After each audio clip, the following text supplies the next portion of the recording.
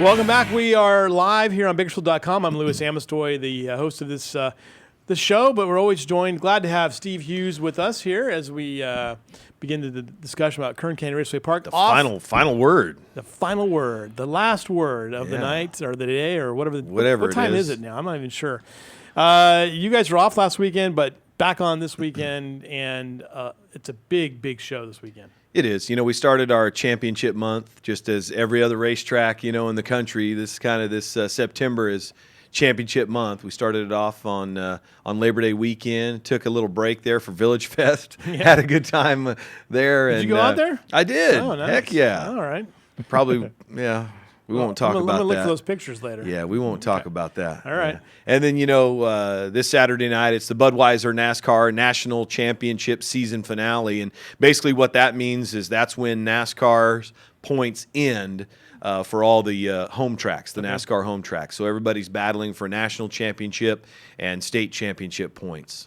And who's in the hunt from Kern Canyon Raceway Park for those titles right now? Eric Richardson. Okay. Lance Wilson is still in the mix there at KCRP and Irwindale. Okay. Tony McRae, KCRP and Irwindale, sits in second spot in the California State points, just 5 points behind Trevor Huddleston. And they'll be battling it out this weekend down at Irwindale, so that'll be an interesting one to watch. Okay, all right. So what do we have? What is the schedule for this weekend? I think we have it, Chris. There it is. There we go. Boy, look at that. It is jam-packed. Late model twin 35s, the return of the Southwest Tour trucks, NASCAR mini stocks. So the late models and the NASCAR mini stocks, both champions will be crowned on Saturday night. Big Legends field, too. Yeah, the INEX and SRL Legends Tour. Just Drift. And I mean to tell you, we're going to have some heavy hitters.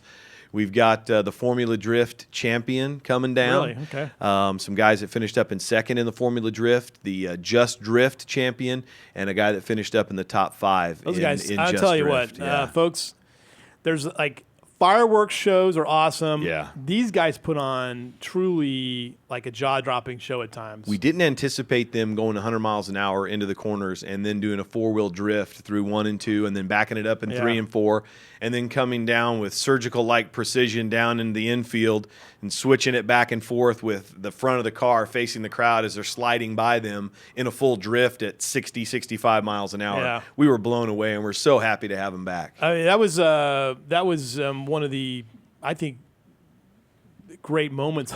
I enjoyed watching your reaction to it, but it was just fun to watch. We're still talking about it. Yeah. When they were here? April 11th was the last time they were here, so we're glad to have them back now. WAR Vintage Racers, always great to kind of travel back in time and see these racing works of art come out and actually run some hot laps. They run some hot laps, right? Yeah. Right. So they'll be on display during the on-track autograph session, then they'll run some hot laps during the show. How many laps will the tour trucks run? I believe they are set for 40. Okay. I could be wrong on that. We may cut them down. We'll see how it goes. Yeah, it's kind of up in the air, but we're anticipating a good truck count there as well. The Legends class has been super competitive, and it's been big.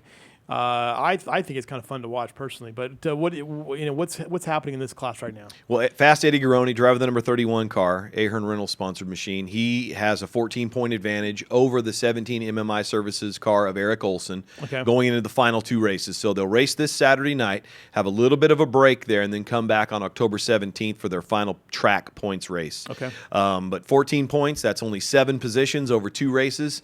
That one is still a very close race. Colton Page, who currently sits 3rd place in our points, but is leading the California State points for the Young Lions, and he's got a really good shot to win that California State championship for the INEX Legends. Nice. So looking good. I mean, looking very good there. And then a couple of other Young Lions, the 13 of Jerry Flippo, the 29 of Braden Rogers, all right there in the mix as well. Okay, and then in this late model class. Oh, and the 5 of Garrett Fine. He currently sits 4th in the points. Okay, so Garrett Fine's there too. And, with a win this year also. He got a win, I think, last time out. And Tyler Bannister got hurt in the last race, right? And he's coming back. Big Dad will be back at this race. Just messaged Jason yesterday.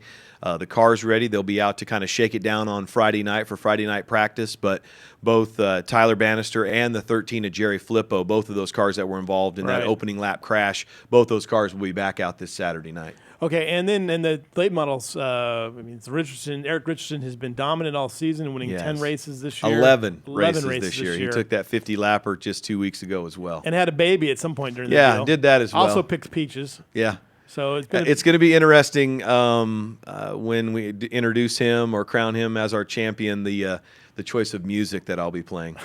Thank the presidents of the United States of America. So look up one of those songs. You should be able to pick it out pretty easily. But will he have a challenge in this particular event? What do you think is going to happen? Absolutely, he will. Buddy Shepard, coming off a great podium finish in only his second K&N Pro Series West start up in Meridian, Idaho, will be back out at the racetrack on Saturday night. Of course, Brian Richardson, our defending NASCAR late model champion, will be back out. Cole Adamo, I'm telling you, this guy is so close to getting a victory.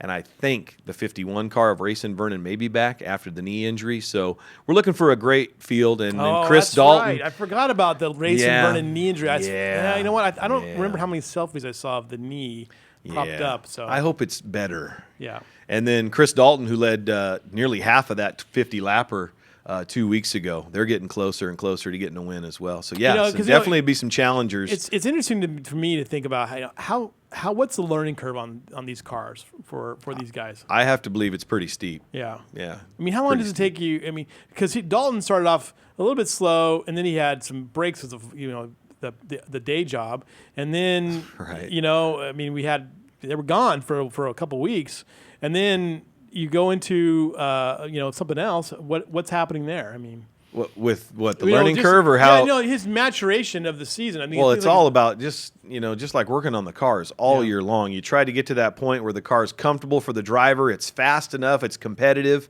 All of those things really have to come into play. All the tumblers have to fall into place to get a win. I mean, if you want to talk about Eric Richardson and his dominance. I mean, I remember meeting him as a teenager out at Mesa Marin Raceway, and he won a championship there. Right. Fast forward nearly 15 years later, and he's still there. I mean, it's the learning curve is steep, and once you hit on something, you find a system, and it can only go up from there. You got to have the right parts put together the right way, and it takes a lot of work. These cars just aren't tossed into a garage or a shop, put on jack stands, and then, put back into the trailer the following week. There's a lot of maintenance and stuff that goes into these things, and little tweaks and finding the gray areas to try to make the cars as fast as they can be. I agree with that. Presented by KUZZ tonight or this weekend. This Saturday. What else we got going on there this weekend? Oh man, all that racing. And of course the motocross track is in full swing. Yeah. I mean, riding weather, it is it right now. It's only going to get better and better. 4 days a week on the MX track, KCRP MX. You can follow them. They've got their own Facebook page now and Instagram page, so check them out there. It's KCRP MX track. Okay. We've had some big announcements over the last few weeks. Of course, the Veterans Day Classic race coming up on November 7th. Tickets will be on sale soon. And that's going to be a huge one. It's a pro late model event. We've already got 21 pre-entries, $11,700 to win that race. Wow. On the weekend leading into Veterans Day. We've partnered with American Legion Post 26, the one downtown here. Mick Edmondson came out and picked up 500 vouchers, so they're raising money to help out their American Legion Post. We've got, of course, the second annual Citgo Fall Shootout coming up on October 17th. SRL Southwest Tour is back. We'll have legends, late models, spec mods that night. The final race for the 911 Racing Series. We'll crown a champion there in October in that series. And a bicycle race on October 10th. Oh, my goodness. The bicycle race, October 11th and 12th, actually, two-day race. Right. The Jumpstart Classic.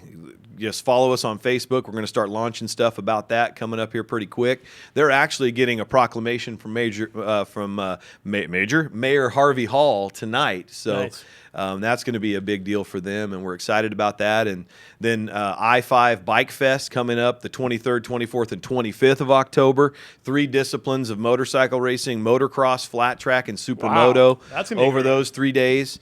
Yeah, so that's man. new. I didn't hear about that one. Yeah, well, you don't follow me on Facebook then. I don't. No, I thought we you were bet. friends. We are. You need to pay more attention. All right. Yeah, a lot of stuff happening, I need and to then of unfollow course some people. There the you dirt track. October 2nd will be our second dirt track event.